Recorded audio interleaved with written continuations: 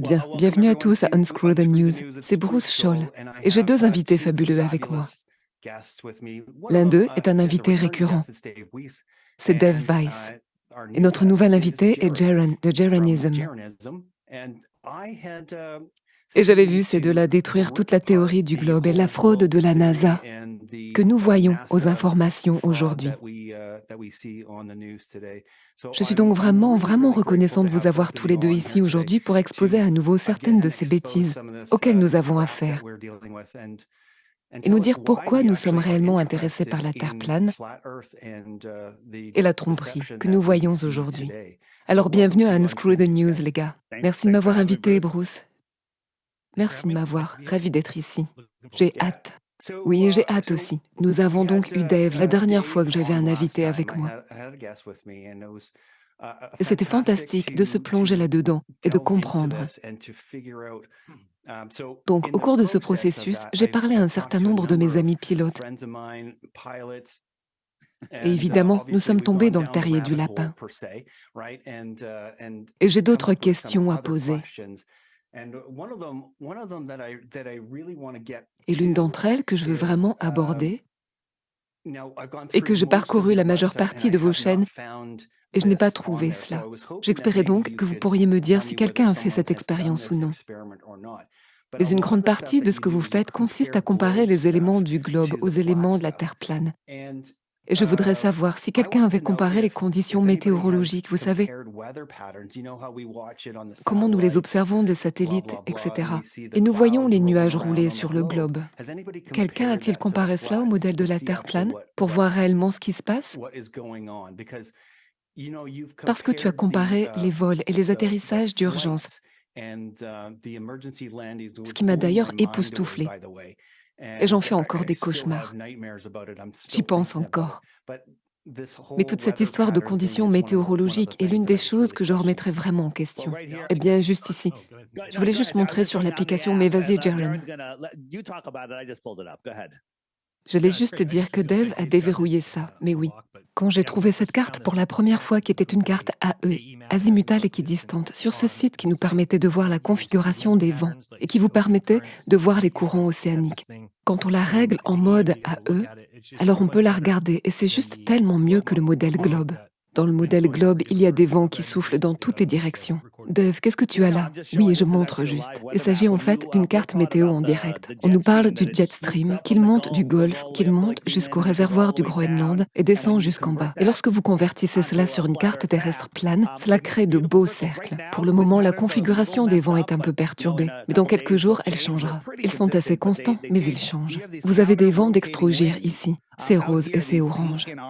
Cela représente des vents de plus de 300 km/h. Et puis ici, ils tournent dans la direction opposée.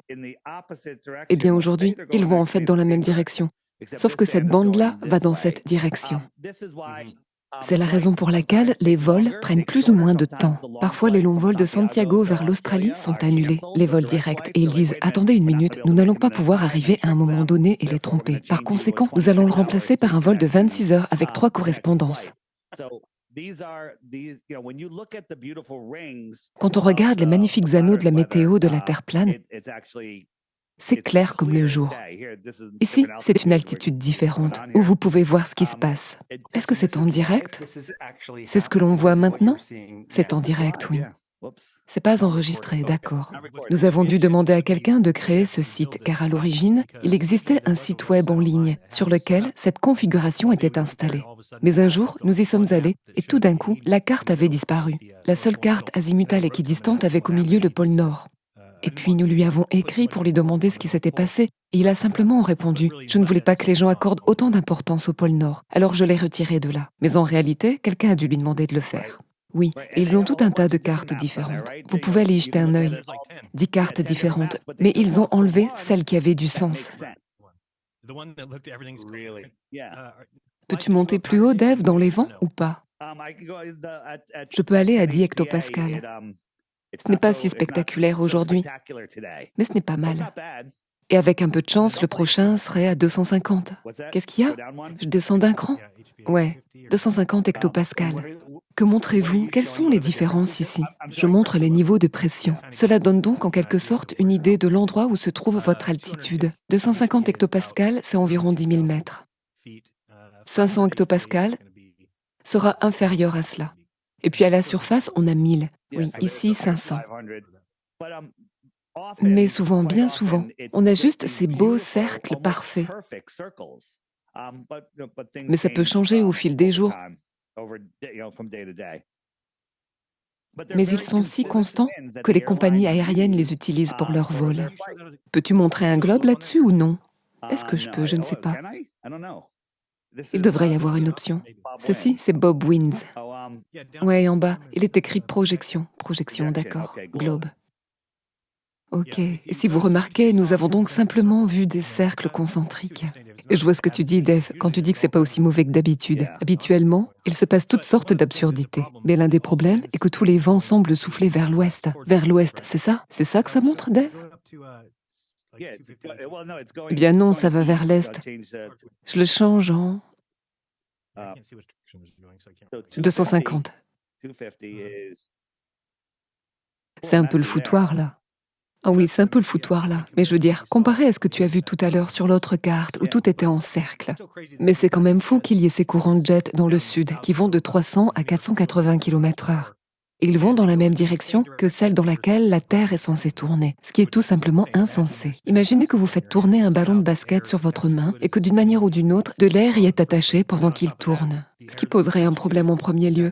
Mais en plus de cela, l'air qui y est attaché tourne en fait plus vite que lui. 400 km/h dans le sens où il tourne, c'est juste fou. Waouh!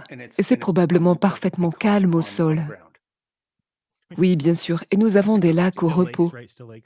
Et rien n'est ballotté. L'eau n'est pas ballottée d'un lac à l'autre.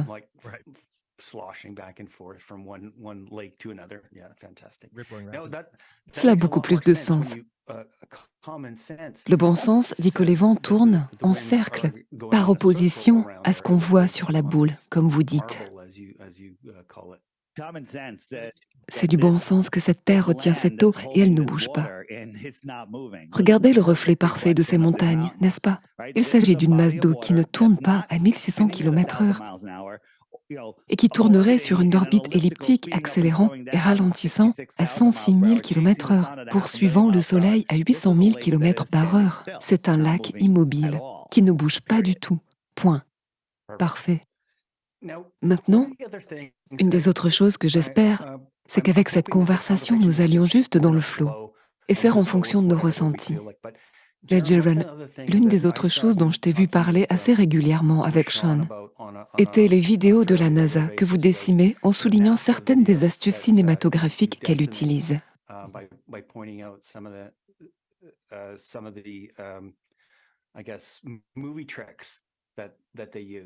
Y aurait-il quelque chose qui se serait produit récemment et que vous avez souligné? Eh bien, je dirais que je ne les regarde plus autant qu'avant. J'avais l'habitude de les regarder presque religieusement parce que j'avais l'impression que je pourrais trouver beaucoup d'erreurs. Mais ensuite, ce qui s'est passé avec le lancement de SpaceX, qui était le lancement d'essai du Falcon, où il a lancé la voiture soi-disant dans l'espace. Donc sur cette diffusion en direct particulière, nous les avons surpris en train de modifier leur diffusion en direct. Nous avons en fait toutes les preuves dont vous avez besoin. J'ai des vidéos à ce sujet où ils ont fait une diffusion en direct, qui a été diffusée pour la première fois, puis quelques jours plus tard ou un jour plus tard, ils ont pu remplacer des scènes à l'intérieur de cette vidéo et c'est toujours indiqué diffusion en direct. Ainsi, sur YouTube, si vous modifiez votre commentaire, il est indiqué modifié. Vous ne pouvez pas modifier votre commentaire sans qu'il soit indiqué modifié. Et ces gens sont en fait autorisés. Pourquoi une agence spatiale privée serait-elle autorisée à faire quelque chose qui... Il n'y a aucune chaîne qui ait même cette capacité. Si vous avez déjà utilisé YouTube, vous savez qu'une fois que vous avez téléchargé ou une fois que vous êtes passé en direct et que vous avez suivi le processus de diffusion en direct, il n'y a aucun moyen d'entrer et d'ajouter des scènes ou quelque chose du genre. Mais SpaceX a réussi à le faire. Donc une fois que j'ai vu ça, j'ai réalisé que peu importe quand ces gars disent live, il y a de fortes chances que si c'est live, déjà c'est rare, et puis aussi ils peuvent simplement le changer. Alors j'ai commencé à regarder beaucoup moins. Mais nous trouvons toujours des choses tout le temps. Comment pourriez-vous ne pas le faire? Ce qu'ils font est assez évident. Ils font un mélange de choses. Cependant, une chose que j'ai entendue récemment, que les gens disent, un gars m'a apporté une séquence l'autre jour et m'a dit, je ne vois pas de coupure de montage ici. Et je dis, mais qu'est-ce que tu veux dire? Et il dit, je sais pas où est la coupure. Et je dis, d'accord, pourquoi cherches-tu une coupure? Tu ne trouveras pas de coupure. Nous avons largement dépassé ce stade, d'accord? Je ne sais pas si vous avez déjà vu ça. Quel est le groupe d'Eve déjà qui chante la chanson dans l'avion où ils rebondissent de part et d'autre? OK Go, quelque chose comme ça? Oui, OK Go, quelque chose comme ça. Merci. Ils effectuent essentiellement un vol à zéro gravité, ou ce qu'ils appellent des vols paraboliques. Et ils font tout ce clip, mais vous ne trouverez pas une seule coupure dans le clip.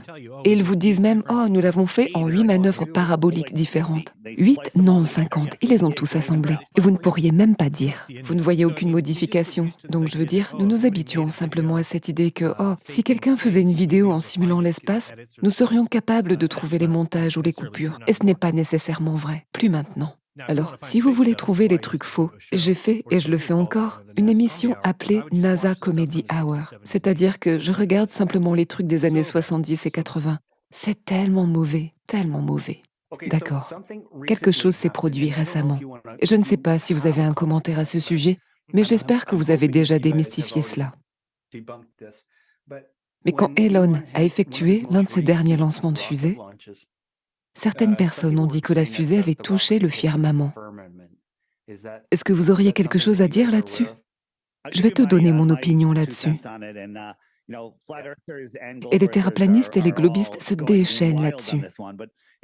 Mais si vous regardez cette fusée avec discernement, elle n'est même pas aussi haute que les nuages lorsqu'elle s'éteint. Je ne la vois pas aller beaucoup plus haut que les nuages. Oui, ça a explosé. Je pense que c'était tout un spectacle. C'est mon opinion. Peut-être que quelque chose s'est mal passé et que ça a explosé. Mais à mon avis, il n'y a pas de choses comme de larges fusées qui vont dans l'espace. Ce sont des dirigeables assistés par fusées à hélium. C'est tout ce qu'elles sont. Et ils vont très lentement quand on les regarde réellement. Donc si cela touche le firmament, disons que le firmament n'est qu'à 115 km d'altitude, c'est assez élevé. Comment pourriez-vous voir ce qu'on nous a montré? Pour moi, cette explosion ne semblait pas beaucoup plus haute que les nuages. Jaron, qu'en penses-tu? Ouais, je suis dans le même bateau. Je veux dire, j'ai assisté à un spectacle aérien plusieurs fois et je vivais en dessous. Et ces avions arrivaient, et ils survolaient notre maison, et ils étaient assez hauts, et ils passaient et disparaissaient. Et c'est à cette vitesse qu'un avion se déplaçait, et il disparaissait tout simplement. Il allait trop loin, et ça dure 1 minute, il n'y a aucun moyen que vous le voyez. Et cet avion va à quelle vitesse? 900, 800 km/h? Donc, les chances que vous soyez à cet événement, et que la chose décolle, et qu'elle avance très lentement, qu'elle bascule, et puis tout le monde la regarde pendant genre longtemps. Et ils n'arrêtent pas de la regarder, de la regarder. Et puis ils affichent sur l'écran, ça monte en flèche, 14 000 km/h ou quelque chose comme ça. Et donc je ne crois en aucun de ces chiffres qu'ils vous donnent à l'écran. C'est ce qu'ils font bien, c'est de mettre ces chiffres-là, et ensuite tout le monde suppose, eh bien cela doit être vrai, n'est-ce pas? Ça doit être vrai. Pourquoi s'en méfierait-on? Et regardez le tweet d'Elon. C'est dur à croire que Starlink est réel. Est-ce que c'est Starlink? C'est Starship, que Starship est réel. Et puis Michael Strahan, quand il est soi-disant allé là-haut et qu'il a déclaré « C'était irréel », c'est toute sa citation, c'était irréel. J'appelle cela une révélation de la méthode, ou simplement se foutre de nous. Mais utilisez simplement votre discernement ici, d'accord? C'est la fusée d'Elon Musk qui va se rendre sur Mars. Regardez la fumée qui s'échappe d'ici. Regardez à quelle vitesse ça bouge. Si vous aviez un chiffon enfumé et que vous le teniez hors de votre voiture sur une autoroute roulant à 80 km/h, cela ressemblerait-il à ceci? Pas même. Ce serait en coup de fouet, et c'est à 80 km/h. Et puis quelqu'un filme ça depuis le sol. Regardez l'angle. Cette chose ne bouge même pas. Ça bouge à peine. C'est censé s'accélérer. Ça bouge de côté. Exactement. Eh bien, les nuages bougent-ils? Qu'est-ce que c'est? D'accord. Alors c'est ça maintenant, ça tombe du ciel. Ça fait 10 tonnes, 50 tonnes quand c'est vide? J'oublie combien ça pèse. Il tombe du ciel et quelqu'un est en dessous pour le filmer. Cool. Maintenant, regardez ça. Regardez la fumée. Regardez à quelle vitesse la fumée va. Est-ce que ça va à 15 km/h? 12 000 km/h? Cela avance très lentement. Mais encore une fois, comment ils filment cela? D'où est-ce que cela est filmé? Je ne pense pas que ça bouge. Je pense simplement que c'est accéléré et que les nuages se déplacent. Et regardez cet atterrissage fou. Cet atterrissage fou est insensé. Permettez-moi d'avancer un petit peu. Donc cette chose tombe, les moteurs vont démarrer et elle va se redresser. D'une manière ou d'une autre, comme par magie, ça va se redresser. Maintenant, si quelqu'un fait du parachutisme à côté de ça, peut-être. Parce que cette chose est en train de tomber. Mais d'une manière ou d'une autre, ils en ont obtenu une vue latérale parfaite. Cela n'a aucun sens. C'est impossible. Alors attendez, je vais avancer un petit peu ici. Donc ça va atterrir debout. Très bien. Alors voilà, les 3 moteurs vont démarrer et ça va monter comme par magie. Ils ne montrent même pas que ça se redresse, d'accord? Alors voilà, 3 moteurs ont donc démarré. Ils passent en dessous. Maintenant, regardez, 2 d'entre eux vont s'arrêter. Ça se redresse. Maintenant, on a quoi? Oh, maintenant, ils vont l'atterrir verticalement. La fumée générée par ordinateur. Et cette chose va atterrir debout. Et tout le monde est content. Et hé, ça ressemble à un pénis. Je suis désolée.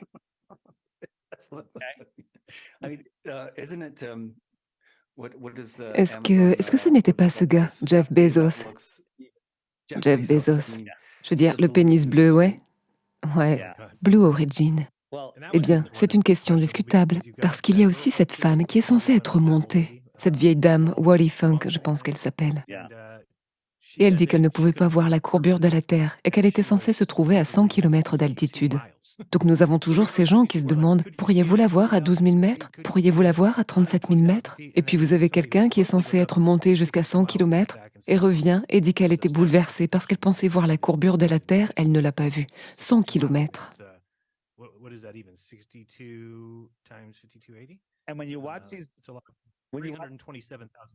Quand vous regardez ces fusées partir, elles montent et la trajectoire se courbe. Ce n'est même pas aussi haut que les nuages et ça descend déjà. Non, ça suit la courbure de la Terre. Non, ça ne fait pas ça. Quelle est la taille de la Terre? Est-ce qu'elle fait 20 km de circonférence? Et donc cela va directement dans une zone dans laquelle vous ne voulez pas entrer. C'est le triangle des Bermudes. Et ça va là-bas. Maintenant, ça c'est un chemtrail. Pourquoi celui-là n'est-il pas courbé? Pourquoi cela ne suit-il pas la courbure de la Terre? Cela vous montre simplement que ça monte et ça descend. C'est une trajectoire parabolique. Comme si on lançait un ballon de football, ça monte et puis ça descend. C'est la même chose. Donc elle monte et je ne pense pas qu'elle soit aussi haut que les nuages, qui ne sont pas hauts du tout. Alors, l'une des choses que j'adorerais, si vous pouviez l'expliquer à nouveau, mais une des choses dans cette vidéo dont je vous parlais avant qu'on commence l'émission, que les gens demandaient à tous les pilotes à propos de la portance.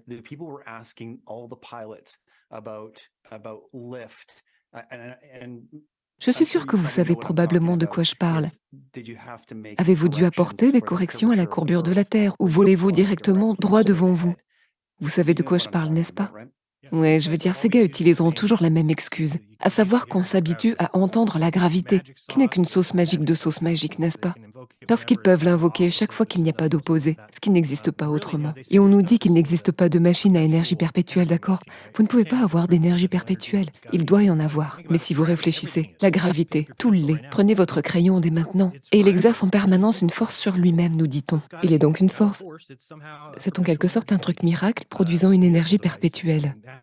Tout a de la gravité. Tout est donc un dispositif énergétique perpétuel et sans fin. Donc ils ont menti à ce sujet aussi. Mais bien sûr, la gravité n'existe pas.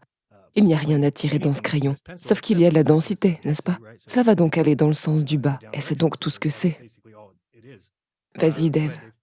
Ils veulent nous faire croire que dans un avion volant à 800 km/h, il doit chuter à 800 mètres par minute rien que pour suivre la courbe de la Terre. Et ils disent que c'est paramétré pour compenser d'un demi-degré et que ça suit la courbure de la Terre et qu'on ne ressentirait pas ça. C'est une chouette histoire. Mais si vous étiez sur le Blackbird SR-71 qui va à 3700 km/h, il faudrait qu'il descende de 80 étages chaque seconde, je pense. C'est exact. 80 étages par seconde. Alors réfléchissez à ça. 80 étages par seconde. Alors qu'arriverait-il au pilote et à tout le monde là-dedans? Est-ce qu'il serait plaqué au plafond? 80 étages par seconde pour suivre la courbure de la Terre. C'est fou! Et même le demi-degré dont tu as parlé au début, Dave, c'est quelque chose dont on sait que ce n'est pas le cas. En fait, leur nez serait légèrement relevé. Et c'est ainsi que vous obtenez la portance grâce au vent passant sous l'aile. Ils ne pointent donc certainement pas le nez vers le bas, mais vers l'horizon ou vers le haut. Et c'est donc juste une de ces choses pour lesquelles ils trouveront toujours ces petites excuses. En réalité, dans la pratique, n'importe quel pilote vous dira « Non, nous volons à plat et de niveau avec l'horizon ». Maintenant, encore une fois, les gens du monde entier vont dire « Oh, mais la sauce magique de la gravité influence et saisit cet avion et le tire vers le bas avec la gravité. » Et voilà, parce que vous pouvez voir là que la Terre doit tirer l'avion vers le bas dans toutes les directions. Et si jamais vous avez peur de voler, parce que c'était le cas pour moi jusqu'à ce que je devienne terraplaniste. Et puis tout d'un coup, j'ai pris l'avion et tout allait bien. Et je pense que c'est simplement le fait de ne pas y croire qui m'a fait dire: «Oh d'accord, je comprends maintenant. L'avion vole, il est piloté par des ordinateurs. Il n'est même pas piloté par de vraies personnes comme je le pensais.» Et c'est l'une des choses que les gens pensent: «Oh eh bien, il faisait de longs vols. Il devrait être plus long, ils iraient plus vite.» Je pense que les pilotes ne le sauraient pas. Les pilotes n'ont aucune idée si un avion atteint une vitesse de 650 000 ou 1200 km/h. Ils ne le sauront tout simplement pas, parce que quand ils sont dans l'avion, à moins que vous ne parliez de «Oh, eh bien, ils ont des cadrans et tout.» Ouais, bien sûr, mais nous pensons qu'ils parcourent en réalité des distances plus longues à des vitesses plus rapides. Et j'ai entendu l'autre jour que Joe Rogan et Elon Musk parlaient, et Elon Musk a abordé le sujet à propos des avions. Et il a même dit que plus vous montez en altitude, plus vous allez vite pour une utilisation énergétique égale à celle en dessous. Alors on nous dit: «Mais non, si vous montez plus haut, il n'y a plus d'air pour voler.» Non, Elon dit que vous pouvez monter à 50 000 pieds et même aller plus vite. Les avions se déplacent probablement beaucoup plus vite lorsqu'ils sont au sud. Les avions se déplacent probablement beaucoup plus rapidement dans le sud, sans que personne le sache. Et les gens disent: «Vous savez, un vol des États-Unis vers une destination en Allemagne ou autre prend X temps, puis le même vol vers le sud prend le même temps.» Eh bien, le vol vers le sud, et c'est 2 fois la distance sur une carte de terre plane, ça va 2 fois plus vite. Mais c'est ainsi qu'il faut croire que les avions volent. Mais il y a un problème. La Terre tourne. Ils doivent donc suivre ces trajectoires un peu folles en 8. Et j'ai un énorme problème avec ça. Donc pour maintenir une ligne droite, il faut faire ce que nous voyons ici. Or, ici même, la surface de la Terre se déplace à plus de 1600 km/h à l'équateur, car sa circonférence est d'un peu plus de 40 000 km, une fois par jour. Ça se déplace à 1600 km/h. Ainsi, lorsque l'avion est ici, il se déplace littéralement à 1600 km/h. Mais quand il arrive ici, comme dans le nord de l'Alaska, il ne se déplace qu'à environ 480 km/h, car il forme un cercle beaucoup plus petit ici. Alors, comment change-t-il cette vitesse tangentielle latérale pour maintenir sa trajectoire? Vous ne pouvez pas survoler une boule, surtout une boule qui tourne. Incroyable! Ainsi, vous pourriez simplement voler depuis l'Amérique, survoler d'en haut, puis atterrir en Amérique simplement en survolant. Et le temps que vous y arriviez, vous y atterrirez et vous vous direz: «Oh, désolé les gens, bon sang, nous sommes allés nulle part.» Alors réfléchissez à ça. Vous volez et nous gardons notre point de vue car nous sommes toujours au sommet du monde. Donc vous survolez le ballon. Donc les étoiles qui ne sont pas connectées à la Terre ou à l'atmosphère vont monter. Ces étoiles ici sont devant vous. Quand vous arrivez à mi-chemin du ballon, elles vont être au-dessus de vous. Est-ce que cela fait sens? Vous suivez? Ouais. Donc, au fur et à mesure que nous avançons, les étoiles vont précéder, parce que, voici les étoiles, je les regarde et à mesure que j'avance, elles sont maintenant au-dessus de moi. Elles sont au-dessus de moi. C'est simple, non? Alors si je vais ici, attendez une seconde, est-ce qu'on aurait la même chose quelle que soit la direction dans laquelle on va? Peu importe la direction dans laquelle vous allez. Voici donc un vol depuis, je pense que c'était Berlin, vers le Brésil. Et donc ça se déplace au-dessus du ballon et le pilote a fait un time-lapse et les étoiles ne montent pas. Ça c'est quand il tourne un petit peu. Google Earth, que nous ne croyons pas réel, c'est juste une simulation, vous indique que c'est ce que vous verrez. Les étoiles font leur précession vers le haut, comme nous l'avons montré, n'est-ce pas? Et c'est ce que vous êtes censé voir. Donc, Google Earth, qui n'avait pas de courbure avant le début des années 2000, je pense, et ils y ont ajouté une courbure lorsque les gens ont commencé à se réveiller contre la réalité. La réalité. Maintenant, les trolls se manifestent et disent: «Eh bien, c'est parce que la Terre tourne et ça l'annule.» Eh bien, le pilote l'a filmé dans les deux sens, et ça devrait aller 2 fois plus vite dans l'autre sens. Et cela ne l'annulerait pas complètement, à moins que vous ne voliez. S'il tourne vers l'Est,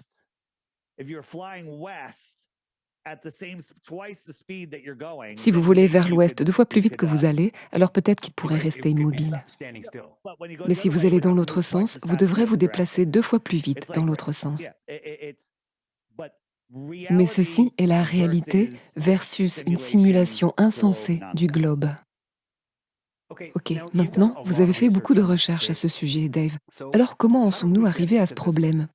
Comment en est-on arrivé à ce canular?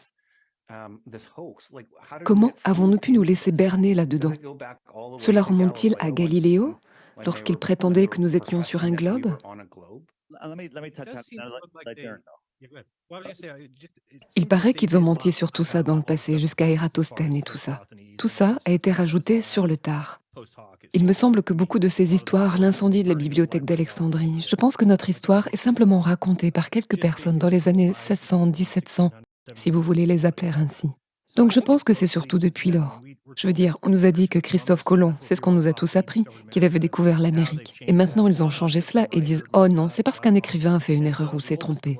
Le globe le plus ancien dont nous disposons date donc de 1492, la même année semble-t-il, où Colomb a découvert que la Terre était ronde. N'est-ce donc pas une coïncidence si le premier globe qui n'a jamais existé date de 1492? Ce qui est insensé, car on nous dit qu'en 275 avant Jésus-Christ, Ératosthène a découvert la circonférence de la Terre. Donc vous me dites qu'il a fallu 1700 ans avant que quelqu'un dise « cartographions la Terre sur une sphère puisque c'en est une ». Je pense donc que toutes les histoires qui ont été racontées sont simplement fabriquées. Vas-y, Dev.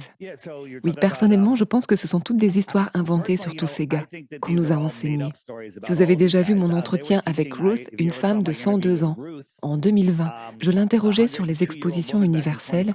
Elle a dit qu'on lui avait enseigné la Terre plane dans une école publique ici dans le Connecticut dans les années 1920. Et depuis, nous avons trouvé des gens qui disaient que même dans les années 1950, ils enseignaient les deux parce qu'ils ne savaient pas. Donc ils enseignaient que ça pouvait être plan ou que ça pouvait être un globe.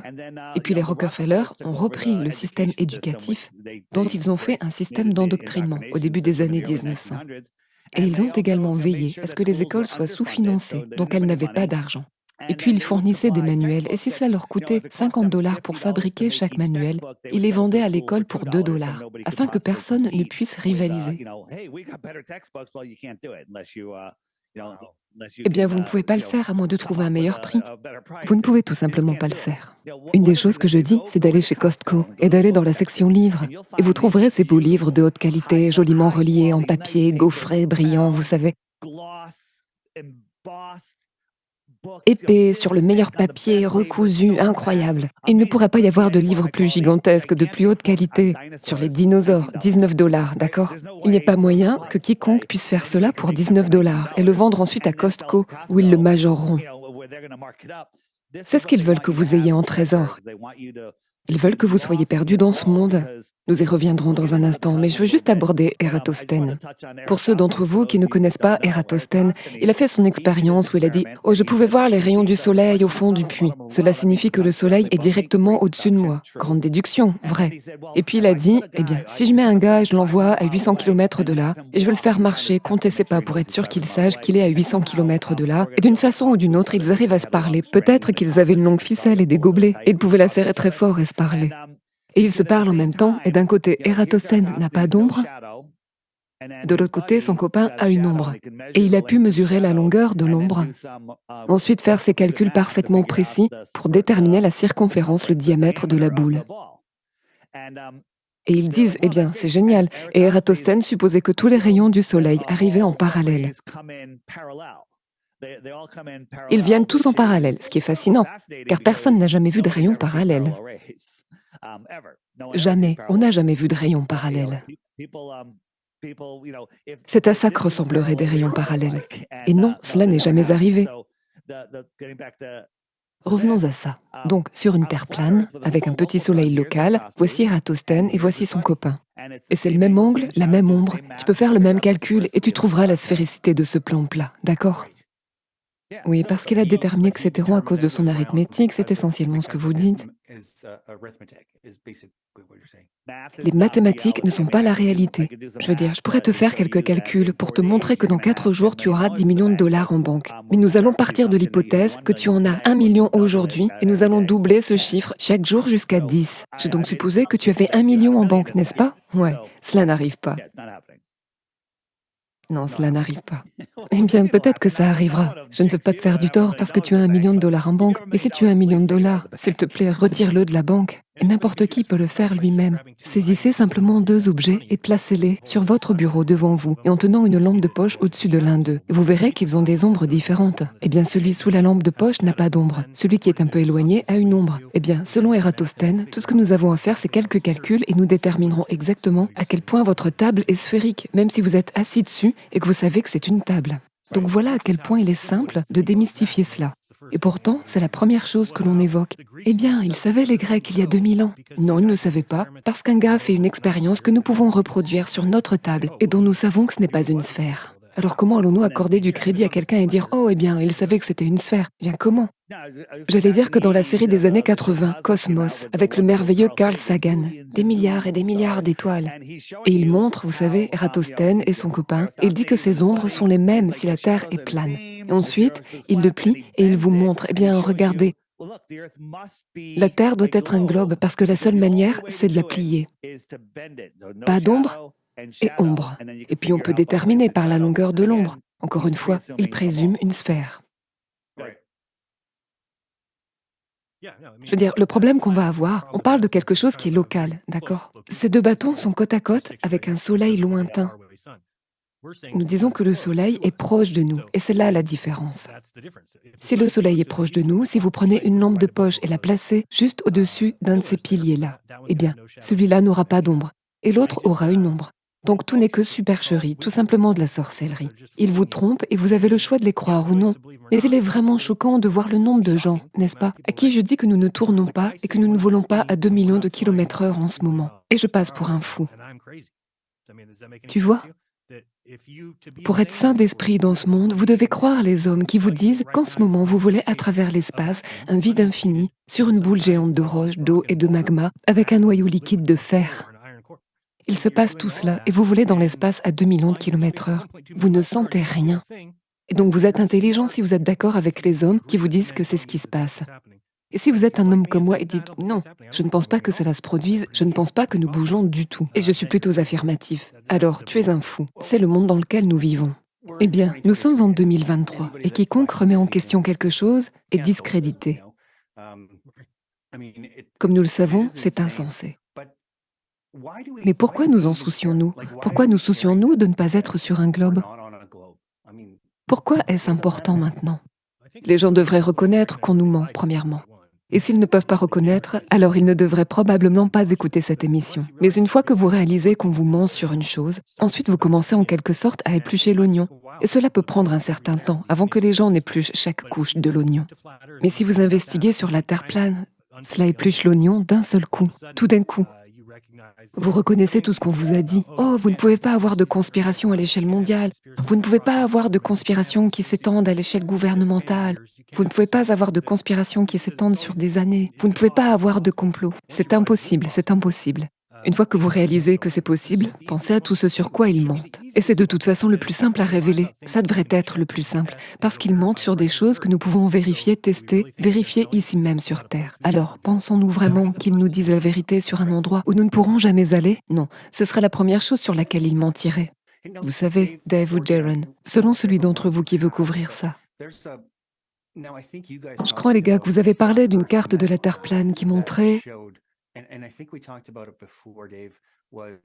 Je pense que nous en avons déjà parlé, Dave, que ce ne sont pas des aliens, mais des extraterrestres.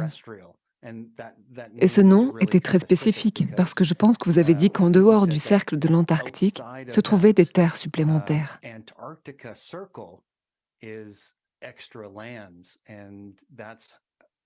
Et c'est ainsi que nous utilisons le mot extraterrestre.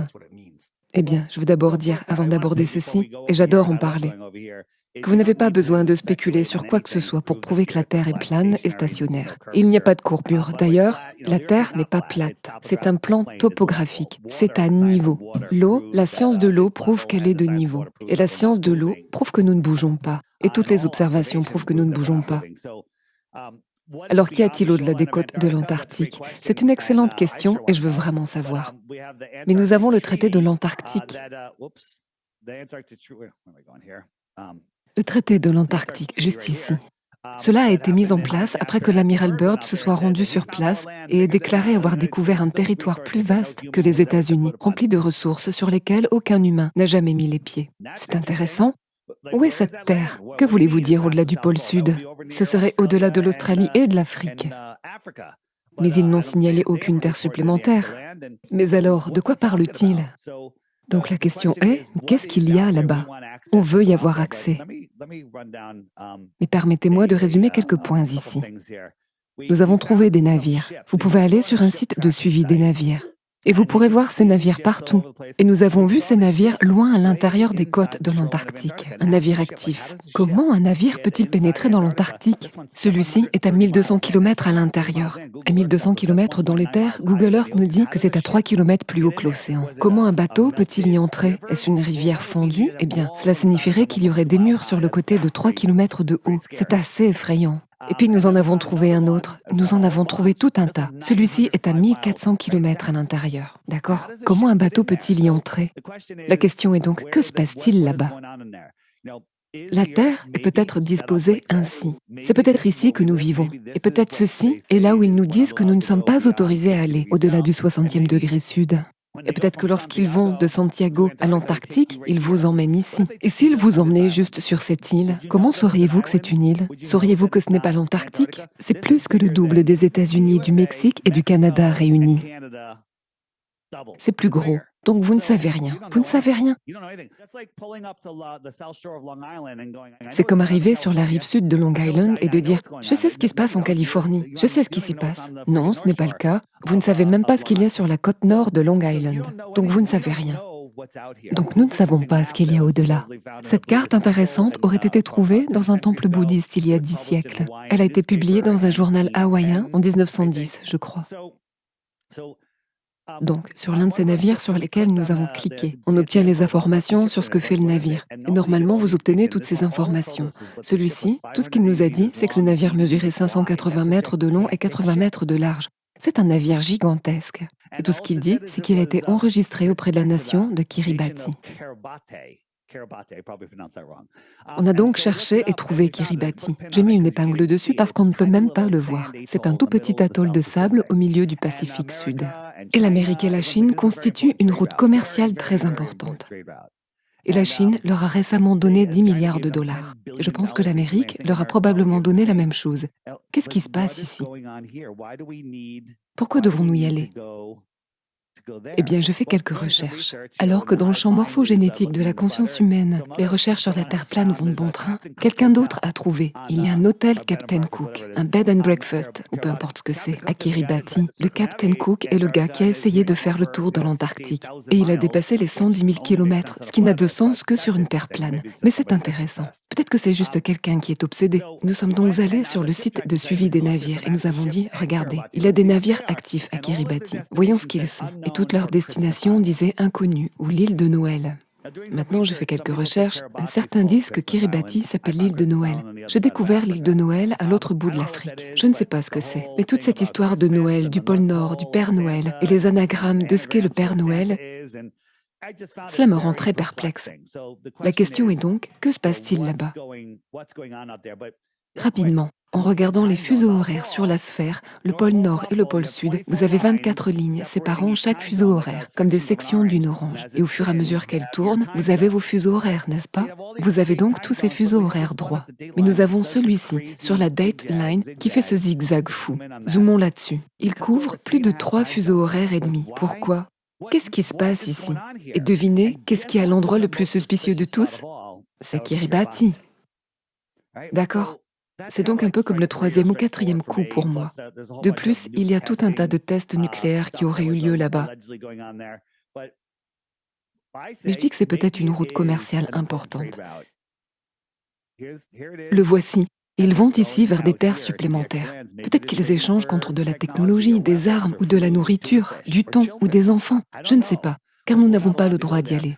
Mais que se passerait-il s'il existait une route commerciale d'ici à ici et une autre d'ici à là? Comment le sauriez-vous? Parce que vous n'avez jamais entendu parler de Kiribati jusqu'à ce que vous l'entendiez de ma bouche. Et juste là, cette petite ligne, là, est là où se trouve la porte de l'été. Oui, c'est vrai. Vu au musée Getty, ce qui est fou. Si vous regardez d'en haut, le musée Getty de Los Angeles possède une immense fontaine rocheuse, disposée exactement comme la carte de la Terre plane. Et puis, il y a cette voie de sortie où l'eau se déverse dans un autre bassin qui sort exactement là où se trouve la porte d'été, de Summers Gate, et remplit ensuite un tout autre océan. Alors, ça c'est fou. Waouh! Avez-vous une image de cela? Tu vas la chercher pendant que je montre ça? Voici donc la carte du monde. Et puis ils l'ont simplement découpée Ils l'ont enroulé autour d'une balle et ils ont dit: «Vous ne pouvez pas aller ici, dans cette zone blanche en bas. Vous pouvez aller au rivage, nous vous emmènerons ici, très loin. Et c'est tout ce que vous pourrez voir. Vous ne pourrez pas voir l'intérieur, c'est tout ce qu'il y a». C'est ainsi qu'ils nous ont littéralement caché le reste du monde, à mon avis. C'est mon avis. Nous voulons avoir le droit d'aller explorer. As-tu étudié les dirigeables du passé? Oui, je l'ai déjà fait, mais probablement pas autant que toi. Il y a des dirigeables qui transportent des milliers de personnes, comme des bateaux de croisière, et qui voyagent partout dans le monde. Et cette technologie nous a été retirée, nous a été cachée. Parce que si vous avez un dirigeable qui peut extraire de l'énergie de l'air dans lequel il y a de l'énergie, je défie n'importe qui. Si vous avez un drone, procurez-vous du fil de cuivre, d'une épaisseur de fil, du fil de cuivre le plus léger possible. Un long brin, attachez-le au drone et faites-le monter. Lorsque le fil est suspendu dans les airs, je vous mets au défi d'aller le saisir. C'est rempli d'électricité. Vous serez secoué. Vraiment? Oui, il y a donc de l'énergie gratuite partout, mais ils nous l'ont enlevée. Tesla l'a fait avec sa Warden Tower à Long Island. Et il alimentait l'exposition universelle, sans fil, gratuitement. Et JP Morgan était comme: qu'est-ce que je vais faire de tout ce fil de cuivre? Et comment allons-nous escroquer tous les gens et les faire travailler toute leur vie pour payer l'électricité? Vous ne pouvez pas avoir ça. Et ils l'ont essentiellement éliminé. Jaron, vas-y. Alors ceci est le musée Getty.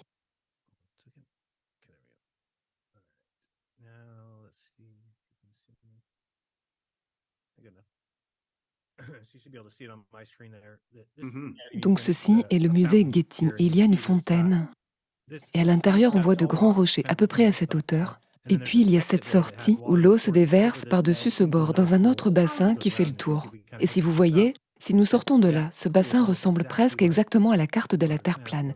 C'est une image assez moche, mais vous pouvez voir où est l'Australie. Et puis vous avez le Summers Gate, juste ici. C'est en quelque sorte l'Amérique du Nord ici, l'Amérique du Sud ici. Et puis c'est là que se trouverait Hawaï, par ici. C'est tellement fou que ce soit leur fontaine principale. Et puis vous avez celui qui est à... Dave, tu te souviens de cet endroit? En Australie? Darling Harbour, en Australie. Darling Harbour. Dave, dis-nous ce qu'est The Summers Gate. Ça a l'air pertinent.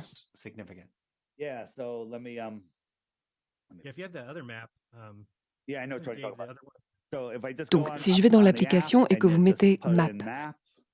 Oh, attends un instant. Je vais juste montrer ça très rapidement. Donc, c'est Darling Park.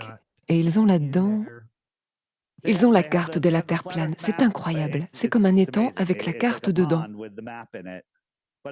Mais voici ce que Jaron nous montrait. Oh, le voilà. Regardez aussi à côté, la fleur de vie. Regardez ça.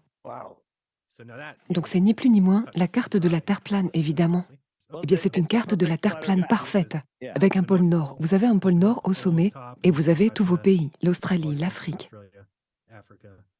N'est-ce pas intéressant? Et puis, il y a la fleur de vie. C'est un beau petit parc. Je veux dire, on y trouve la fleur de vie. Alors... Et voilà, Dave. Et donc, voici où se trouvait Kiribati. Et vous effectuez un zoom arrière. C'est ce qu'ils appellent The Summers Gate. Car peut-être que le mur de glace ne fait pas tout le tour. Peut-être que le mur de glace, vous savez, le conteneur de notre eau est à 1 million de kilomètres. Et il y a d'autres étangs, d'accord? J'ai même entendu des gens postuler que toute cette histoire de réchauffement climatique, ce qui semble être un canular total, dire que si la Terre se réchauffait de temps en temps, lorsque cela se produit, certaines parties de l'Antarctique fondent et ouvrent des fissures qui permettent aux humains de passer. Et c'est pour cela que leur principal souci est de garder la Terre à une température minimum, parce qu'ils ne veulent pas que des passages s'ouvrent et que quelqu'un en trouve un. Et si nous vivions juste au centre de cet étang, et puis vous effectuez un zoom arrière, ce sont d'autres étangs à travers le plan. Et ça pourrait s'appeler des planètes, un morceau du plan. Et donc, il pourrait s'agir d'autres mondes. Maintenant, je ne dis pas que c'est ce qui se passe. Je ne dis pas que c'est ce qui se passe. Je dis que si la Terre est plane et que nous vivons dans un monde plat, ce qui est le cas, et que nous vivons dans ce système sous pression, le plan pourrait s'étendre bien plus loin. Notre soleil est petit, il pourrait y avoir d'autres soleils. Si c'est vrai, personne ne le saurait parce qu'on nous ment à ce sujet et qu'on nous dit que nous vivons sur un ballon. Imaginez à quel point c'est intelligent. Parce qu'alors tout le monde pense que tout a été découvert, d'accord? Personne n'y va et ne fait de recherche sur quoi que ce soit. Personne n'essaye réellement d'être un explorateur et d'aller quelque part parce que nous en avons tous été convaincus. Et ne l'avons pas déterminé nous-mêmes, mais en nous faisant dire non, désolé, si vous allez dans une direction, vous reviendrez là où vous avez commencé. C'est comme ça que ça se passe. Mais si vous y réfléchissez bien, tout au long de l'histoire, tous ceux qui étaient dans un gouvernement tyrannique se sont levés et sont partis. C'est pourquoi le monde est peuplé d'humains. Parce qu'ils en avaient assez de voir leur gouvernement autoritaire, et ils ont fondé leur propre gouvernement. Et c'est l'histoire de la naissance de l'Amérique, n'est-ce pas? Tout le monde était taxé et tout en Grande-Bretagne. Et c'est ainsi qu'ils sont arrivés sur un nouveau pays et ont fondé une nouvelle nation. Eh bien, imaginez s'il existait une quantité infinie d'endroits où nous pourrions aller et créer notre propre monde. Et s'il y avait 1 million d'autres continents? C'est nul ce qu'on nous dit. Et nous restons coincés ici et travaillons comme des esclaves pour des psychopathes. Et pourquoi les gens, s'ils sont là-bas, pourquoi reviendraient-ils? Pourquoi voudraient-ils venir nous le dire? Parce que tout ce qui va arriver, c'est qu'ils pourraient être capturés, détenus par ces types ou tués. Et cela ne leur profitera tout simplement pas. Ils sont déjà sortis d'ici. C'est notre petite prison, d'accord? Je veux dire, en gros, ils ont créé une prison dont on ne sait même pas qu'il y a des murs. Est-ce que je vous ai montré ça la dernière fois? J'appelle cela «Comment le sauriez-vous?» Et si nous vivions à une époque où il n'y avait ni radio, ni communication, ni rien, nous aurions juste quelques bateaux. Et nous vivrions tous comme ils vivaient dans les années 1800, supposément. Alors on prend la carte du monde et on construit un gigantesque mur. Donald Trump est son grand-père, arrière-grand-père. Il construit ce mur géant ici pour que personne ne puisse aller au-delà. Donc nous avons tout le Canada et nous, et il y a un mur ici. Et c'est ce qu'ils font. Alors ils dessinent un cercle et ils le prennent, et ils l'enroulent autour d'une sphère. Puis ils vous mettent à l'école et ils disent « c'est votre monde, c'est tout ce qu'il y a. Vous n'êtes pas autorisé à aller ici ». Donc si vous prenez un petit bateau au large du rivage et que vous commencez à vous diriger vers l'extérieur, vers le bas, à l'envers, vous n'êtes pas autorisé à aller ici parce que nous devons protéger la glace et les pingouins. Et vous ne pouvez pas faire ça, c'est hors limite. D'accord? Vous ne saurez donc rien de l'Angleterre, de l'Australie et de l'Afrique. Alors je dis qu'ils ont fait la même chose. Et si nous étions ici? C'est ici que nous vivons, au centre de cet étang, et nous avons les anneaux extérieurs. Et ils l'ont coupé, ils l'ont enroulé autour d'une sphère. Ils nous mettent littéralement en prison. À l'instar de Truman, il n'y a rien d'autre à découvrir. Je vais être explorateur. Il n'y a rien d'autre. Tu n'es pas autorisé à entrer ici. C'était à 2 doigts d'être plié. Et c'est ce qu'ils ont fait. Ils ont créé le GPS. Une fois cela fait, ils se sont probablement essuyés les mains et sont partis du genre « Regardez combien de temps cela va durer ». Parce que maintenant, les gens peuvent savoir exactement où ils en sont dans notre faux monde grâce à cet appareil. Alors on a des gens qui disent « Eh bien, le GPS prouve que nous sommes sur un ballon ». Eh bien, nous pouvons alors facilement leur demander si nous vivions sur un monde plan, comme Dave le montrait, et qu'ils l'auraient enroulé sur une sphère à ce moment-là, les cartographes, les mathématiciens, pourraient-ils projeter un plan plat sur une sphère? La réponse est bien sûr oui. Et puis vous dites, à partir de là, pourrait-il créer un GPS? Eh bien oui. D'accord, super. Alors maintenant, vous avez un monde qui était plan et qui est maintenant projeté sur une sphère. Et le GPS vous indique où vous vous trouvez sur une sphère, mais il n'y a pas de sphère réelle. Pourquoi utilisons-nous la longitude et la latitude, X et Y, sur un objet tridimensionnel? Ne devrait-il pas y avoir un axe X, Y et Z pour notre système de coordonnées? Nous utilisons un système de coordonnées plat sur un objet tridimensionnel. Que se passe-t-il ici? Je suis époustouflée. Ouais, et tu sais quoi? C'est époustouflant. Mais ne vous inquiétez pas, les amis. Lorsque vous réalisez que la Terre est plane et que vous êtes époustouflés, des choses plus importantes se produisent sur une Terre plane qui vous épateront encore plus. Alors ne vous inquiétez pas, vous allez pouvoir être époustouflés encore et encore et encore. J'allais dire qu'il y a suffisamment de choses pour que les gens commencent à tourner la tête. Je veux dire, le plus important pour moi était tout d'abord que l'Est et l'Ouest soient des cercles. J'ai toujours eu l'impression ou pensé que, d'accord, si je vais vers l'Est, je reviendrai à mon point de départ. Et c'est pourquoi la Terre est un globe. Parce que peu importe où vous vous trouvez sur la Terre, si vous allez vers l'Est, vous reviendrez à votre point de départ. Et ce n'est pas le cas. Si vous allez vers l'Est, vous allez marcher en cercle pour revenir à votre point de départ. Et au début, cela n'avait aucun sens pour moi. J'ai dit, eh bien, attends une seconde. Mais le Nord et le Sud? Eh bien, ce qui est étrange, c'est que les gens ne le savent même pas. Le Nord et le Sud sont très différents de l'Est et l'Ouest. Le Nord et le Sud sont des directions cardinales, ce qui signifie que si je me tiens au nord de toi, tu seras directement au sud de moi. Et si je me tiens au sud de toi, tu es directement au nord de moi. Ce sera toujours pareil, ce qui signifie que si je regarde vers le sud, ok, super, tu es dans le sud. Je suis au nord de toi. L'est et l'ouest ne fonctionnent pas de cette façon.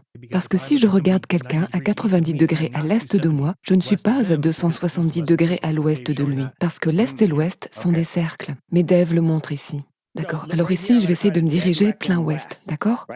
Dès que j'y vais, l'aiguille tourne parce que l'aimant est là. Je vais vers le sud. Si je ne tourne pas, je vais en ligne droite. Je vais vers le sud. Toutes les lignes droites vont vers le sud. Et cela vous emmènera vers l'extérieur. Et donc, vous devez tourner, comme si le centre de votre ville était un aimant géant et que vous aviez une boussole pointée vers cet aimant géant. Vous pouvez vous promener dans votre ville en direction est et ouest et revenir par là où vous êtes venu. Est-ce que cela fait de votre ville une sphère? D'accord. Mais si vous allez vers le sud sur une sphère, vous devriez finir ici. Mais personne ne l'a jamais fait. Personne n'est jamais parti de Santiago et fini en Australie. Cela n'a jamais été fait. Regardez, je vais vers le nord, vers le nord. Oups, je vais vers le sud. Maintenant, je continue en ligne droite. Je vais vers le sud. Chaque ligne droite est vers le sud. Le sud correspond à toutes les directions éloignées du centre. Je vais te montrer ça très rapidement pour que tu puisses voir ce que je veux dire par la différence. C'est que si cette personne ici, debout, regarde vers le sud, et que tu peux voir ici là-dessus, ça s'affiche quand j'arrive à 180. Il a donc 180 degrés sud, d'accord? Donc si je sauvegarde cela et que je pars de là, et si je pars de là en remontant, eh bien, cette personne est définitivement à 360 degrés par rapport à mon nord, parce que c'est ainsi que fonctionne le nord-sud, d'accord? Si je reste sur cette même ligne, vous verrez qu'on a 0 degré ou 360 degrés ici. Donc c'est super. C'est ainsi que fonctionne le nord-sud. On pourrait donc penser que l'est et l'ouest fonctionnent de la même manière. C'est comme ça qu'on m'a appris. Alors maintenant, nous allons ici. Faisons maintenant plutôt est-ouest. Alors disons qu'il y a quelqu'un ici à Los Angeles. Donc si je prends à 90 degrés, vous verrez que ce sera à peu près là, d'accord? Cela fait donc 90 degrés, 21, 25 miles. Alors cette personne devrait être à 270 degrés à l'ouest, parce que ce type est directement à l'est. Maintenant, faisons le processus inverse. Allons voir maintenant s'il est exactement à 270 degrés. On va faire la ligne. Et ceci devrait être exactement 270, mais oh, c'est 289. 270 est ici. Quoi? L'Est et l'Ouest ne sont donc certainement pas identiques. Ce sont les mêmes localement. Et quand nous descendons et qu'on regarde dans le détail la grille, où sont l'Est et l'Ouest ici? Ce serait l'Est et l'Ouest. Et si vous vous éloignez et regardez la situation dans son ensemble, ton Est et Ouest sont en fait dirigés vers l'équateur. Vous remarquerez que d'ici, on va vers l'équateur. D'ici, on va vers l'équateur.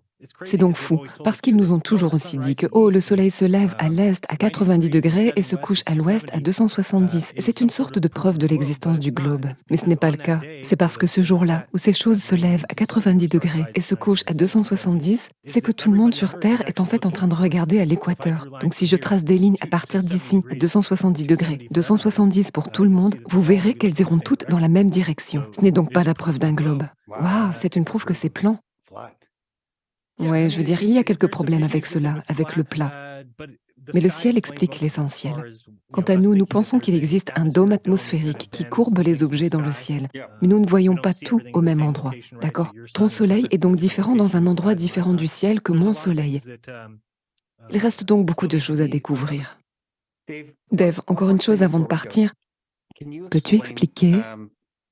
Parce que cela me rend un peu perplexe. Mais comment le soleil tourne? Tu veux bien parler de terre plane et de comment le soleil tourne. Si tu as une démonstration sur ton application. Voici donc mon application. Elle s'appelle The Flat Earth, Sun, Moon and Zodiac Clock. Toutes les vidéos, tous mes liens. Vous voulez me réserver pour une émission? N'importe quoi, tout se trouve sur flatearthdave.com. Tout, c'est tout ce dont vous devez vous souvenir. Vous n'avez pas à vous souvenir d'aucun autre site web. Donc ici, ce qu'on a, le ciel est une horloge. C'est l'horloge parfaite. Et quel est le meilleur instrument qui garde le temps au monde, les amis? Waouh, ça doit être une montre suisse. Eh bien, devinez quoi? L'horloge céleste est plus précise. Vous savez pourquoi? Parce que la montre suisse est réglée sur l'horloge du ciel. C'est ce qu'est le temps, basé sur l'horloge céleste. Nous vivons donc dans cette folle ruche gravitationnelle, mais d'une manière ou d'une autre, elle garde une heure parfaite. Cela n'a aucun sens. Le soleil est l'aiguille des heures. Je vais accélérer. Il fait un tour toutes les 24 heures. Il garde une trace des heures et des jours. Parfait. Il dépasse la Lune une fois tous les 28 ou 29 jours. Ainsi, la Lune, sa phase, sa position, suivent les semaines et les lunes. Il y avait 13 lunes de 28 jours. Puis un jour réinitialisé équivaut à 365.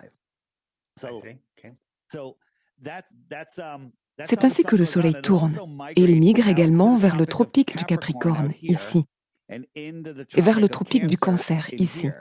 Alors, quand c'est ici, c'est notre été nordique, parce que le Soleil est plus proche. Un Soleil plus proche est un Soleil plus chaud. Plus loin, vous savez, en ce moment, au mois de décembre, il se dirige vers les gens en Australie. Il va passer au-dessus de l'Australie. Il va faire beau et chaud en Australie. C'est là qu'ils passent leur été. Et puis, si nous mettons les étoiles, elles vont juste un peu plus vite que le Soleil. Elles vont donc dépasser le Soleil, mais cela prend 365 fois le tour. Donc les étoiles suivent les saisons et les années.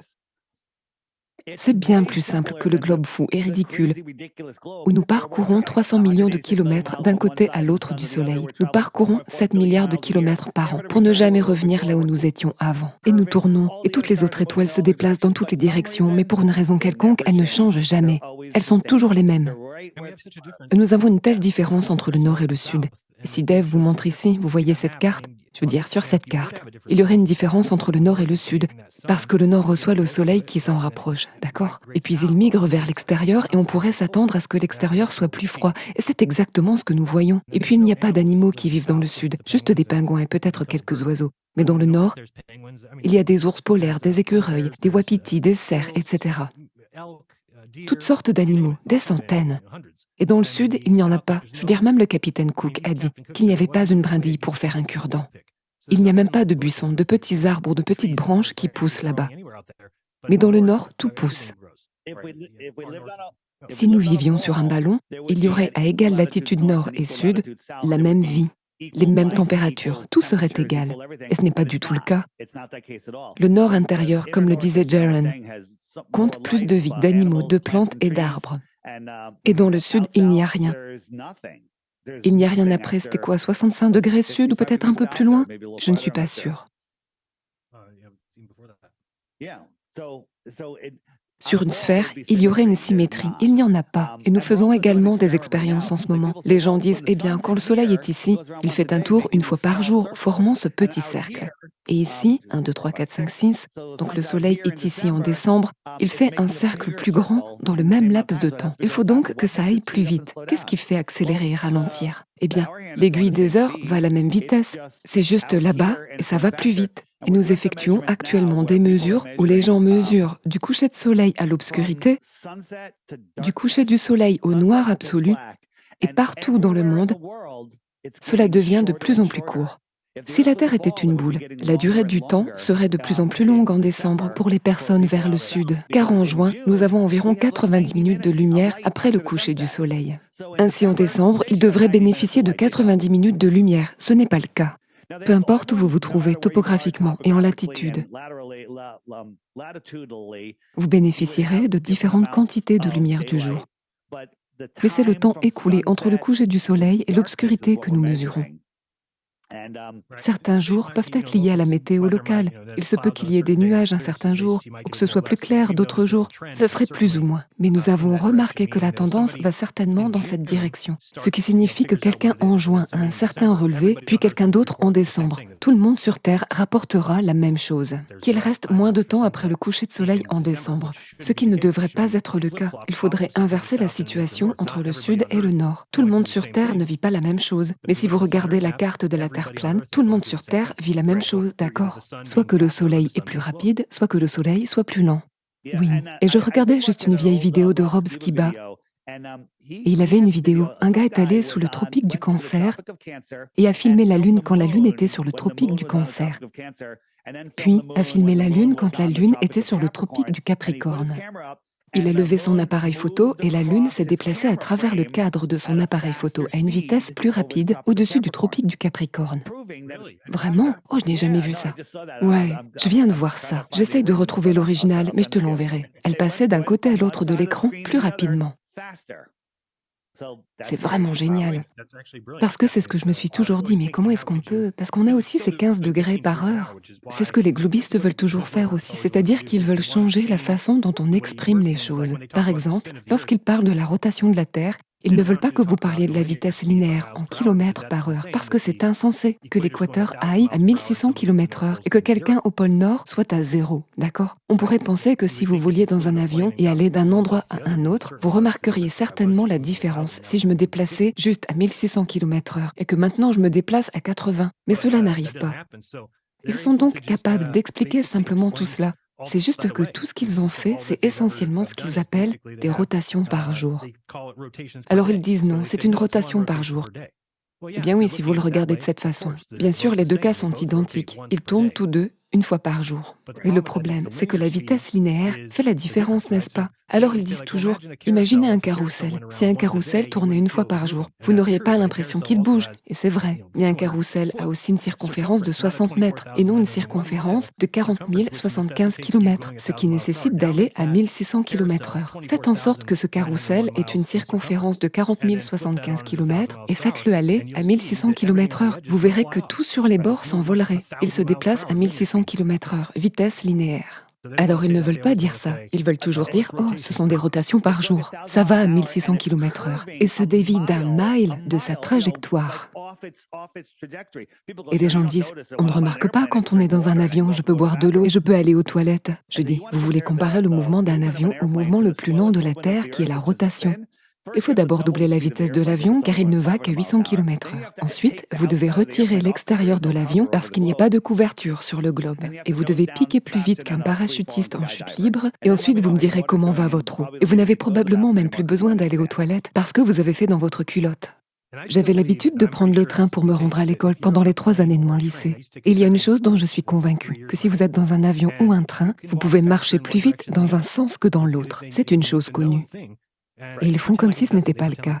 Ils font semblant comme ça parce que si c'est le cas, alors tous les sauteurs à la perche, tous les coureurs de fond et tous les coureurs de saut en longueur demanderaient toujours à courir vers l'ouest à cause de l'effet Coriolis venant dans cette direction. Mais ils ne le font pas.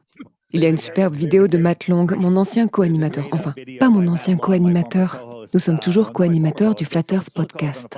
Nous n'avons tout simplement pas fait un épisode depuis 2 ans. Mais ça arrive, ça arrive. Cela arrive très bientôt.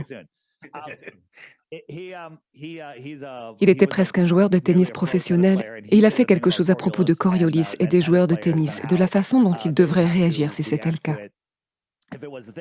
C'est en fait une vidéo géniale. Alors allez la regarder, c'est sur l'application, dans la section de la foire aux questions. Et si vous allez à... où est-ce que c'est? Foire aux questions, allez à Coriolis. Il y a un onglet Coriolis quelque part là-dedans et vous la trouverez ensuite. Où est-ce? Oh, Coriolis, juste ici, boum. Et il y a de superbes vidéos. L'application répondra donc à toutes vos questions. Maintenant, je dis aux gens, si ton audience écoute et qu'elle dit « ces gars sont fous », c'est ce que je pensais aussi lorsque j'ai entendu tout ça pour la première fois. Mais je dois être fou parce que j'offre 3 bitcoins pour une preuve de globe. Si on vit sur une sphère physique, vous devriez être en mesure de prouver physiquement que nous vivons sur une sphère qui tourne, qui oscille, et vous gagnerez 3 bitcoins. Cela n'arrivera pas parce que nous ne vivons pas sur une sphère. J'ai une question avant de continuer ici et une déclaration. Alors Dave, tu as mentionné une vidéo avec une femme de 102 ans à qui on enseignait la Terre plane. Oui. Est-ce sur ton application ou est-ce que c'est quelque chose qu'on doit déterrer? Non, c'est sur ma chaîne YouTube. Et maintenant, l'application dispose d'une recherche vidéo. Alors vous cliquez sur la loupe, tapez Ruth. Allons voir si ça marche. Et tapez simplement Ruth. Oh, essayons de taper 102 et voyons ce qui se passe. Tapez 102. 102 ans.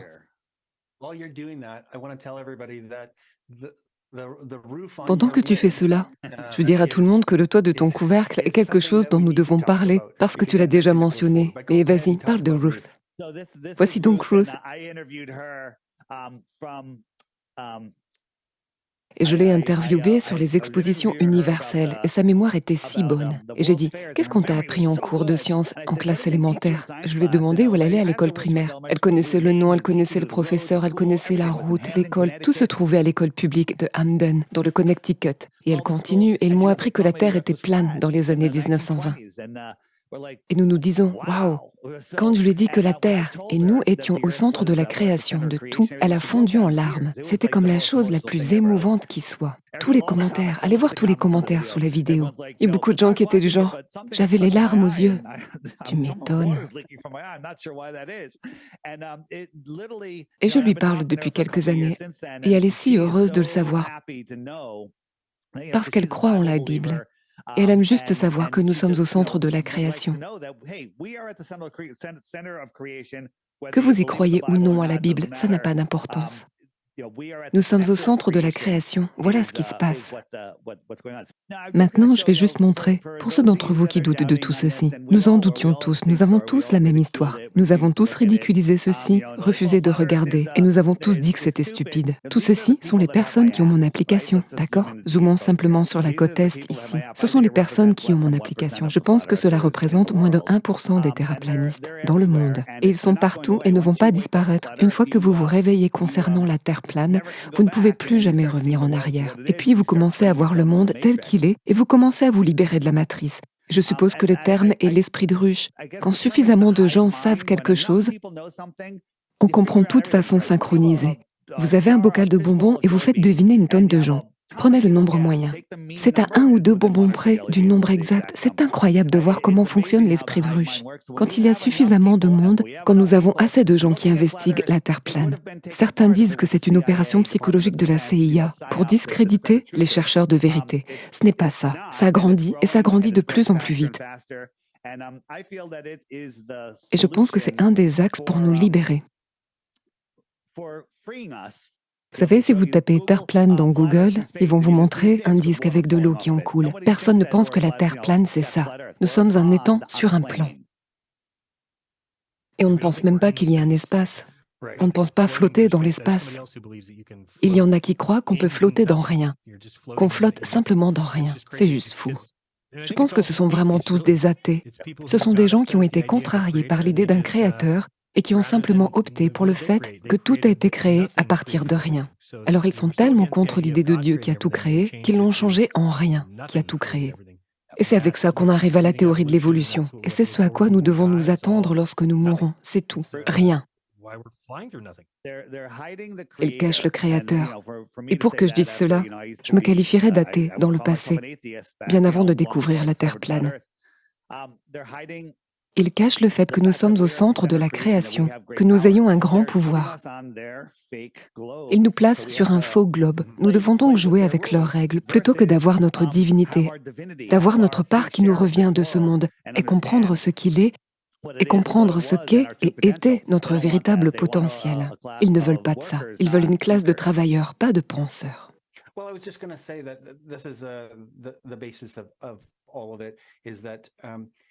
C'est la base de tout cela, c'est que les gens qui remettent en question la Terre et le globe, ils ne remettent pas seulement en question la Terre et le globe, ils remettent tout en question. Parce qu'en réalité, là où nous en sommes, c'est qu'on nous a menti à propos de tout, c'est ce que je comprends. Ouais, à 100%. Et l'un des trucs de sorciers qu'ils font est de détourner le mot science. Ils disent que les terraplanistes sont anti-science, alors que nous sommes la science. La vérité est que ce sont eux la pseudo-science. Ils n'ont aucune science, il n'y a pas de science du globe, il n'y en a pas du tout. Ils utilisent simplement le mot science. Et nous souscrivons au fait que la science est répétable, observable, testable, mesurable. Et ils ne l'utilisent pas du tout. Ils inventent simplement des trucs et appellent ça de la science. Ils disent « Eh bien, nous sommes la science ». En fait, Michio Kaku dit que personne dans son domaine n'utilise la soi-disant méthode scientifique, ce qui est hilarant, car la véritable définition de la pseudoscience est une science prétendant être une science qui ne passe pas par la méthode scientifique. Pourtant, nous avons quelqu'un qui parle de physique théorique parce qu'il dit que personne dans son métier, personne dans son domaine n'utilise la méthode scientifique. Il admet donc que s'il n'utilise pas la méthode scientifique, si tout le monde formule des hypothèses à vue de nez, si ce ne sont que des théories, alors vous faites de la pseudoscience. Alors ils aiment simplement retourner la situation et dire « Oh, les terraplanistes font de la pseudoscience », même si nous ne faisons rien de ce genre. Par exemple, il est dit que 97% de l'univers connu à l'heure actuelle est constitué de matière noire et d'énergie noire. Ce qui signifie qu'ils ne savent pas de quoi il s'agit. Ils ont juste inventé un terme pour cela. Je veux dire, c'est fou. Cela ne fait pas du tout partie de la science. Et c'est comme nous. Vous ne nous entendrez pas dire si vous demandez à Dave, Dave, qu'est-ce qui maintient le Soleil et la Lune sur la Terre plane? Ce serait littéralement l'équivalent de dire que c'est dû à l'élévation noire. Et après vous dites, mais qu'est-ce que c'est? Eh bien, on sait qu'il y a quelque chose qui les garde là-haut, donc on appelle ça l'élévation noire. Et passons à autre chose. Et c'est avec ça que le globe s'en tire. À l'heure actuelle, 97% de l'univers est occupé par un bouche-trou mathématique. C'est de la matière noire et de l'énergie noire, quelque chose qui n'a jamais été vu, jamais été testé, jamais trouvé. Et pourtant, ils savent simplement qu'elle doit être là. Eh bien, ce n'est pas ainsi que fonctionne la science. Nous ne pouvons pas simplement dire que nous savons que cela doit être là. Nous allons donc alors simplement l'appeler l'élévation noire. Alors pourquoi ne simplement pas dire que vous ne savez pas? C'est juste que nous n'utilisons pas de sophisme de l'homme de paille. Vous ne m'entendrez jamais inventer de fausses choses sur le globe. Je ne dirais pas qu'ils pensent que nous volons à 99 000 milliards de kilomètres/heure. Non, parce que leur croyance est réellement absurde. Ils pensent que nous volons à 1,9 million de kilomètres par heure, que nous volons autour du Soleil à 66 600 miles par heure ou 107 000 kilomètres/heure. Je ne fais pas d'homme de paille. Une dernière chose, parce que je sais que vous en parlez toujours. Avec la distance qu'il y a entre vous, combien y a-t-il de dénivelé entre vous? Si on utilise les mathématiques du globe, combien de distance sous la courbure?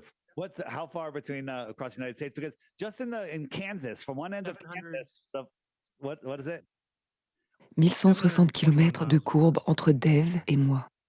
1160 km en dessous de la courbe. C'est ce qu'on devrait supposément avoir.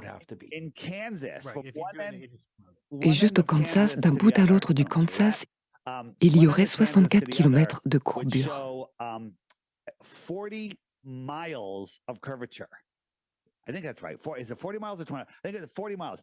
Ce ballon n'est qu'à 32 km de hauteur. La courbure du Kansas est donc 2 fois la hauteur de ce ballon, d'accord? Vous ne pouvez même pas vous représenter ce que c'est. Je veux dire, essayez de mettre le Kansas à cette hauteur. Et si tu étais en avion et qu'il volait aussi haut, tu ferais dans ta culotte. Voici donc la prétendue courbure d'une extrémité du Kansas à l'autre. Voici le truc. Ils rendent les choses tellement absurdes que ça vous fait court-circuiter et vous vous dites « Eh bien, je n'arrive pas à comprendre parce que je n'ai pas de diplôme. Je dois faire confiance au grand prêtre du scientisme. » Dave, je me suis trompé. C'est 1270 km. Un chiffre fou. Ça fait beaucoup de dénivelé, non?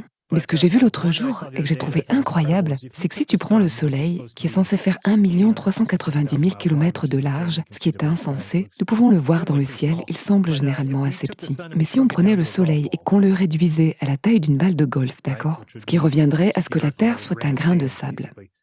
Où penses-tu que sera le prochain Soleil? La prochaine étoile. Les étoiles sont censées être des soleils, donc oui, la prochaine étoile. D'accord? À ton avis, à quelle distance se trouverait-elle si nous prenons ce soleil et le réduisons à une balle de golf? À quelle distance se trouverait la prochaine balle de golf? Que dirais-tu à ce propos? 100 mètres, 1 mile, qu'en penses-tu? À l'échelle.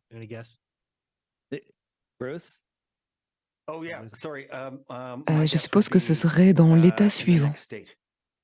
D'accord. Eh bien, ça dit que ce serait à 1200 km. C'est donc littéralement du haut de la Californie jusqu'en bas. Alors imagine qu'on est de toutes petites personnes qui vivent sur ce tout petit grain de sable, ce qui est déjà compliqué à se représenter. On peut déjà pas être sur le grain de sable, mais de petites personnes si intelligentes qu'elles sont capables de vous indiquer ce genre de distance, les gaz et tout ce qui se passe sur une balle de golf. Je veux dire, c'est juste stupide. C'est absurde, oui. Vous devez juste abandonner tous vos sens, c'est ce qu'ils attendent de vous, n'est-ce pas? C'est une soumission totale au système. Quand tu crois que tu tournes vraiment et que non seulement tu crois ça, mais que tu vas te moquer des autres. Il y a des gens qui nous rient au nez et probablement nous crachent au visage parce qu'on leur dit qu'on nous raconte des choses et que nous ne croyons pas à ce qu'ils nous disent. Eh bien, nous l'avons déjà vu. Je veux dire, nous l'avons vu dans l'histoire, mais nous avons vu au cours de ces 3 dernières années. Dès que vous avez une croyance qui va à l'encontre de l'agenda, alors vous êtes discrédité, vous êtes isolé. Vas-y, Dave. Bruce, cette balle est plate. Il n'y a pas de courbure sur cette balle. Parce qu'il n'y a pas de courbure, d'accord? Si vous avez une sphère, les sphères doivent être plates comme la Terre. Parce que ceci est une vue des montagnes situées à plus de 1200 km. 8 d'entre elles à 1200 km.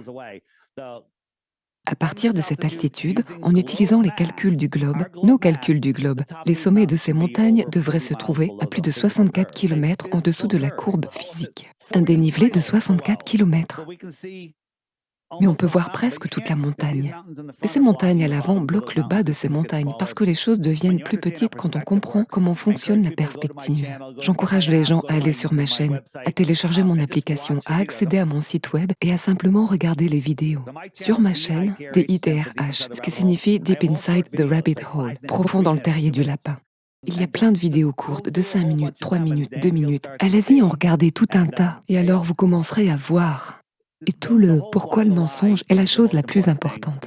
Parce que lorsque vous vous réveillez à la Terre plane, sur la réalité de ce monde, vous commencez à vous débrancher de la matrice. Nous sommes engagés dans une guerre spirituelle. Ils tentent de nous prendre notre énergie, ils tentent de nous prendre notre divinité, de nous prendre notre vie, de nous maintenir malades, de garder nos esprits faibles et que nous ne puissions pas nous connecter. Ils maintiennent la population à un niveau bas, et ça c'est encore tout autre chose. Je crois qu'il y avait beaucoup plus de gens ici sur Terre avant tout ce qui s'est passé dans les années 1800. Intéressant. Les gars, je sais que nous arrivons à la fin de notre temps ici, alors je tiens à vous remercier. Jaren, tu veux bien juste nous partager ton site web avant qu'on se quitte? Bien sûr, oui. Jeranism.com ou sur YouTube, c'est Jeranism. Allez voir. Et allez sur flatteartdave.com. Vous pouvez me retrouver là-bas également, et j'espère vous voir au sommet qui aura lieu les 8 et 9 décembre, le week-end prochain. Et allez sur trueearther.com. Merci. Fantastique. Et Dave, nous ne pouvons plus aller sur DITRH, nous nous focalisons sur flatteartdave.com. Tous mes réseaux sociaux sont là. Si tu veux réserver une émission avec moi, si tu veux trouver le sommet, si tu veux trouver tous les liens sont là, tout y est. Si vous voulez savoir qu'Elon Musk n'est pas votre sauveur, mais qu'il est un imposteur, cliquez sur la bannière Elon Musk sur mon site web. Si vous voulez regarder les crash courses et que vous ne voulez pas télécharger l'application, ce n'est pas grave, vous allez simplement au crash courses. Regardez ces vidéos. Réveillez-vous, débranchez-vous de la matrice et la vie ne fera que s'améliorer. C'est incroyable, fantastique. Merci les gars de vous joindre à moi sur Unscrew the News. Que Dieu vous bénisse et faisons de ce monde, je suppose, d'un endroit plus vrai. J'allais dire meilleur, mais disons plus vrai.